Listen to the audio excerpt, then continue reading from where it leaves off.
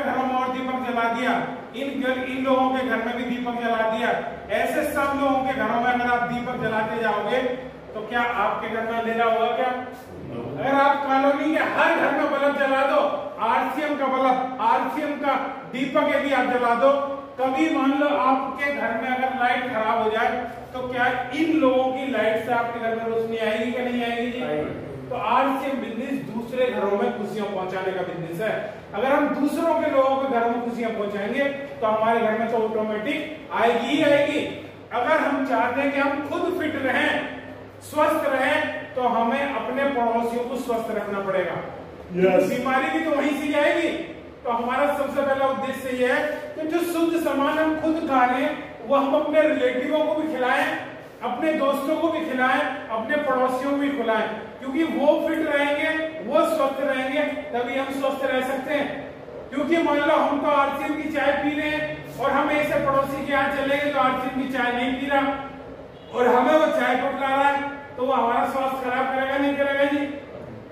घटिया चाय पिएगा खुद भी और हमें पिलाएगा।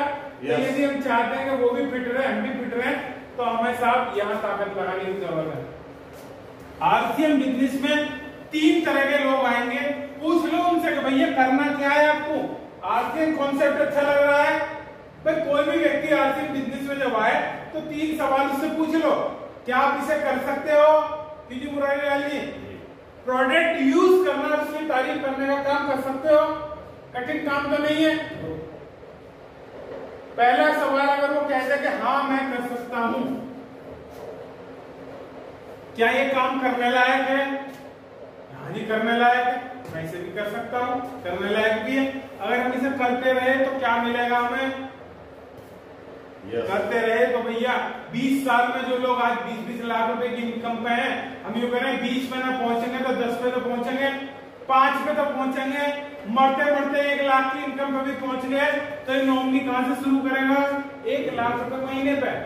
क्योंकि पीछे जो हमने काम किए हैं वो ऐसे काम है कि कमाने वाला खत्म तो इनकम भी खत्म।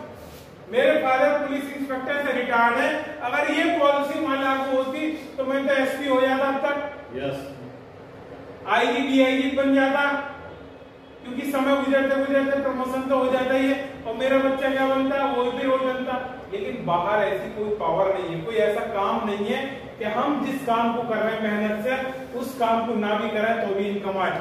यहां से दोस्तों आ सकती है, परमानेंट इनकम आ सकती है। तो जो भी कोई व्यक्ति इस बिजनेस में जुड़े, 3 तरह के लोग आएंगे। सबसे पहले लोग आएंगे खरीद करने वाले, खरीदार। खरीद सकते हैं कि अपने घर का सामान, ऐसा काम तो नहीं है। सबसे पहला काम यही है, अपनी जरूरत का सामान खरीदना। इससे आसान कोई काम नहीं है। इसके लिए ना तो लोन लेना बैंक से और ना पड़ोसी से पूछना। क्यों सर, आपका क्या नाम है?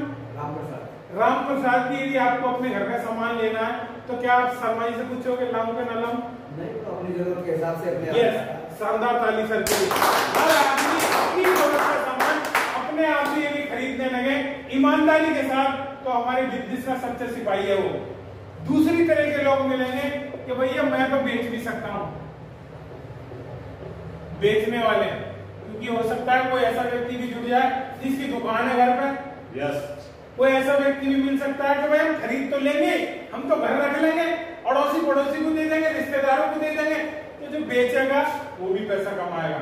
और तीसरी कैटेगरी के लोग हैं कि भाई हम खरीद तो सकते हैं पर हम बेचने का हम पे टाइम नहीं रहता, लेकिन हम लोगों को जोड़ सकते हैं। तो जोड़ने का काम, ये तीनों ही काम है। तीनों ही तरह के लोग इस बिजनेस में इंपॉर्टेंट है।